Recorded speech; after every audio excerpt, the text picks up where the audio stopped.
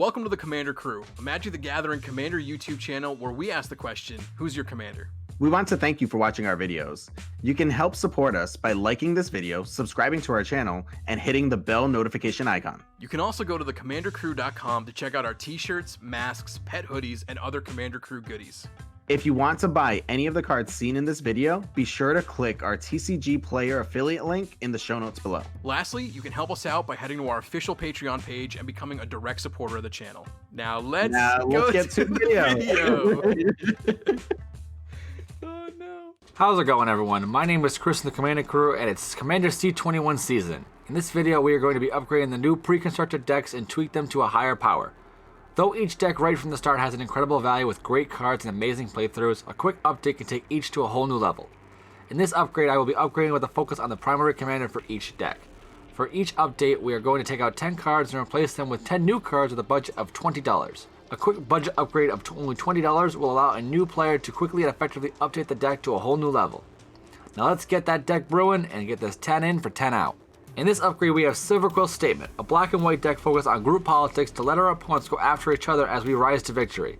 With a motto of sharp style and sharper wit, our opponents won't know what hit them. The commander for this deck is Brina the Demagogue, a 1/3 bird warlock for 1 white-black with flying, and whenever a player attacks one of your opponents, if that opponent has more life than another opponent, the attacking player draws a card and you put 2 1/1 counters on a creature you control.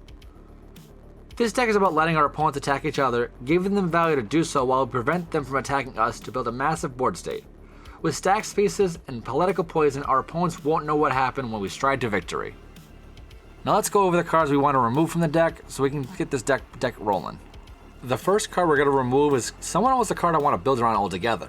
We have Belisa Fang of Silverquill, a 3/2 vampire wizard for 2 Orzhov with flying and mentor. Whenever a non-token creature you control dies, you get a 2/1 white and black inkling for all the number of counters on it. This is an incredible card. At first glance, I'm like, maybe I want to make this my primary commander, but I'm putting more of the focus on the actual box card topper. This is a great card, but overall, I just don't feel it goes with the overall deck strategy, so I'm taking it out.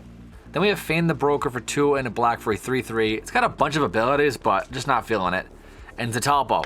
Okay, again, I don't know why Wizards keeps printing this card into oblivion. People don't play with Zatalpa. Nobody wants to play with Zatalpa. Please take Zatalpa out of these decks. We all know what's coming out already.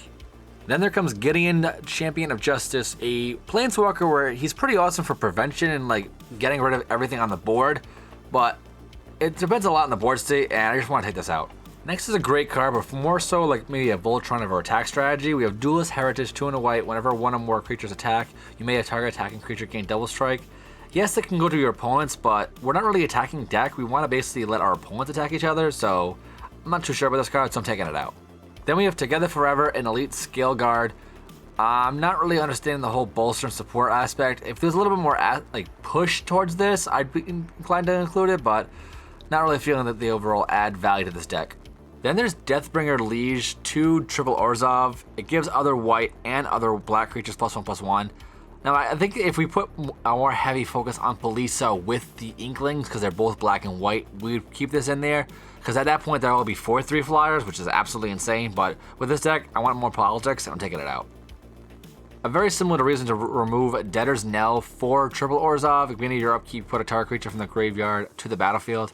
Yeah, this is pretty good for recursion, but it costs 7, and I think there's a lot better options to include other than Debtor's Knell. If we put more focus on recursion, I'd keep it in, but that's not the overall deck for him. Then lastly, we have Pendant of Prosperity, 3 generic. When it enters the battlefield, you gain control of the opponent, and you get to do a bunch of shenanigans, but again, this just takes too long, and it's got a good politic to it, but I'm just not feeling it. Now let's look at the cards we want to add to the deck to put more focus on this politic strategy. A great way to politic and slow the board down will be Bard, Steward of Argive, 2 white for a 2/4 human soldier with vigilance, and creatures can't attack you or planeswalkers you control unless they pay 1. It's a great stop, because even though it's 1 mana generic, it can definitely slow the opponents down a little bit if they have a massive board. And to prevent even further attacks, we have Revenge of Ravens, 3 and a black. Whenever a creature attacks you or a planeswalker, its controller loses 1 life and you gain 1 life. This can slow opponents down quite substantially to prevent them from attacking you, because if they want to swing full house at you, they can lose a lot of damage, you can gain a lot of life, and it can basically slow down the opponent quite substantially.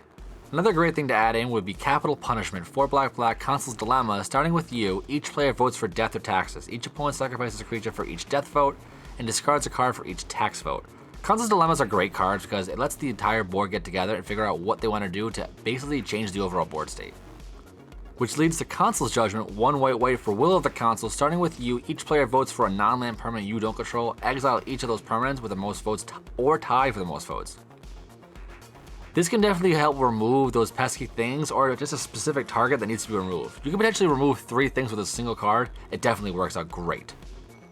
Which leads to Benevolent Offering. 3 and a white. Choose an opponent. You and that player each put 3 1/1 counters on the field. And choose an opponent. You gain 2 life for each creature, and that player gains 2 life for each creature they control. I love these kind of cards like this, the Offering card, because it can benefit you and your opponent. So you can basically make sure, if it's the right time, give the opponent who has the least value to the actual offering itself. Next we have Court of Grace. 2 white for an enchantment. When it enters the battlefield, you become the Monarch. I love Monarch ability. And at the beginning of your upkeep, create a 1/1 white spirit. But if you are the Monarch, you create a 4/4. If we're slowing down our opponents from attacking us, we can potentially keep that Monarch ability, so we get to draw a card at the end of the turn, and on the backswing, get 4/4 Angels to swing in afterwards. It's pretty awesome. When they're not swinging at us, we want to basically have another way to get rid of that, so let's go to our opponent's creatures. We have Vow of Malice. 2 and a black, enchant creature. It gets +2/+2, has Intimidate, but it can't attack you or a Planeswalker.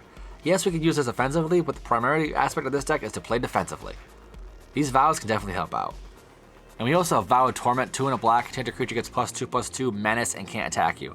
Again, cards like these vows can definitely go into effect because the vow can basically be offensively and defensively at the same time, which is pretty awesome. Since we want to help our opponents a bunch of times, we also want to slow them down a little bit from finding the specific cards they need to win the game. Even Mind Sensor. 2 and a white for your 2/1 Bird Wizard has Flash and Flying. If an opponent would search a library, that player searches only the top 4 cards instead. This can come in some serious clutch, so be sure to play it at the right time because it definitely will help you out. And that card goes in tandem with Wishclaw Talisman. 1 and a black for it enters the battlefield with 3 wish counters. Pay 1 and tap it. Remove a wish counter. You have to look for any card and put it in your hand, but at the end of that, you give it to your opponent. Now they can only search the top 4 cards from previously. That's no big deal with that. So potentially you can get this twice. You can potentially get this card twice.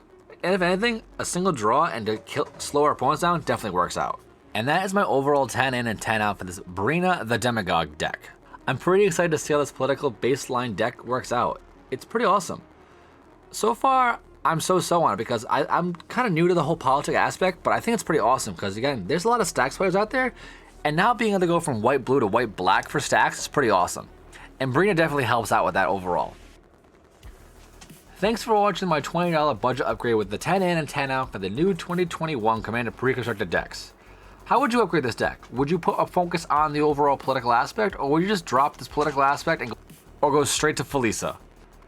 I definitely would love to know, because I kind of want to lean toward the Felisa, but this political aspect is kind of neat. I would love to hear your comments and ideas in the comments down below. Please remember to like this video, hit that bell notification for future videos, and subscribe to the channel because it definitely helps out the Commander Crew quite a bit. Again, my name is Chris from the Commander Crew. Thanks for watching. Peace.